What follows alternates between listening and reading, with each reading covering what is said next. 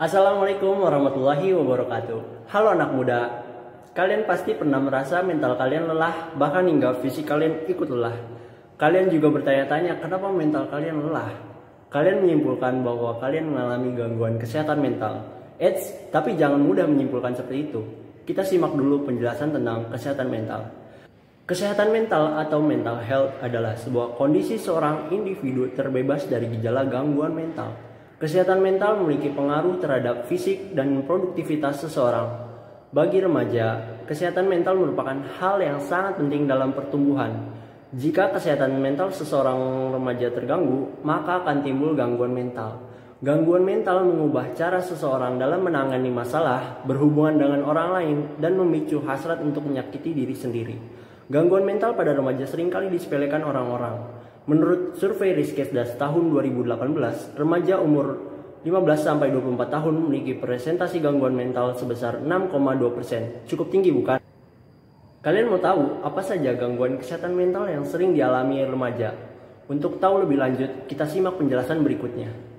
Nah, ada pun beberapa contoh dari mental health nih teman-teman. Yang pertama, ada depresi. Depresi merupakan gangguan suasana hati yang menyebabkan penderitanya terus-menerus merasa sedih.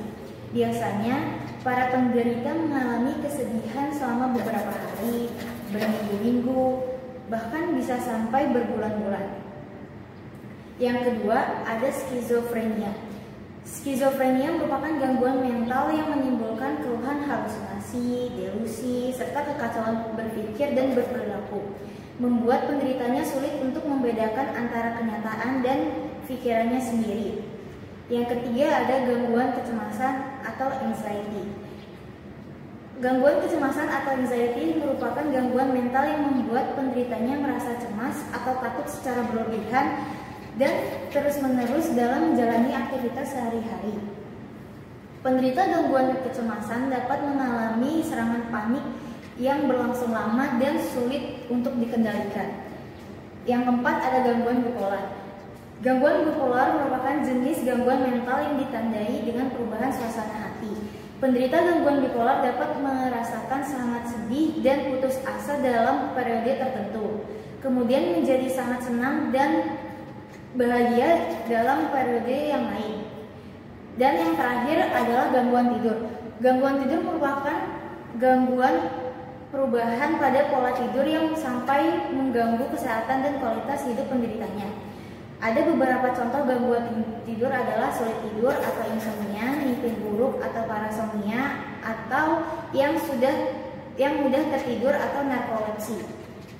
Nah, di antara contoh-contoh dan gejala yang tadi udah aku sebutin, ada nggak nih yang kira-kira merasa atau mengalami gejala yang sama? Tetapi walaupun ada yang merasa atau mengalami gejala yang sama, bukan berarti kalian dapat menyimpulkan atau memvonis diri sendiri tanpa adanya seorang dokter atau psikolog. Oh iya, berikut ini ada beberapa tips yang dapat teman-teman lakukan untuk menjaga kesehatan mental teman-teman. Halo teman-teman, aku punya beberapa tips nih yang bisa kalian coba untuk menjaga kesehatan mental kalian. Mau tahu tips-tipsnya kayak gimana? Yuk simak penjelasan aku berikut ini. Tips yang pertama, hargailah diri sendiri. Kalian harus menerima kekurangan dan kelebihan dari diri kalian masing-masing. Janganlah membedakan atau membandingkan kekurangan dan kelebihan kalian dengan orang lain. Ingat, tiap-tiap individu itu berbeda, jadi tiap-tiap kalian pun berharga. Kemudian tips yang kedua adalah cobalah untuk terlebih terbuka kepada lingkungan sekitar. Jika kamu punya masalah, kamu bisa menceritakan masalah kamu ke orang terdekat seperti orang tua, teman, ataupun seseorang yang dapat menjaga privasi kamu. Kemudian yang ketiga, temukan aktivitas yang dapat mengalihkan stres kamu.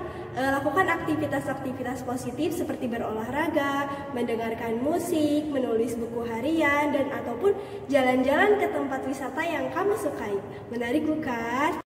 Dan tips yang terakhir adalah terapkan pola hidup yang sehat.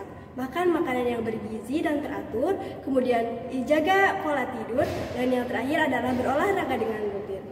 Nah, untuk pengobatan dari gangguan jiwa itu sendiri, biasanya dokter jiwa ataupun psikolog akan menyarankan kalian untuk mengonsumsi obat-obatan yang telah diresepkan dokter ataupun melalui terapi psikis yang dilakukan oleh psikiater. Nah, itu dia tipsnya teman-teman. Menarik bukan? Saya berpesan kepada teman-teman, yuk kita jaga kesehatan mental kita. Di dalam mental yang sehat, maka hidup kita menjadi tenang dan lebih produktif. Mari kita jaga kesehatan mental kita. Hidup sehat, mental sehat. Wassalamualaikum warahmatullahi wabarakatuh.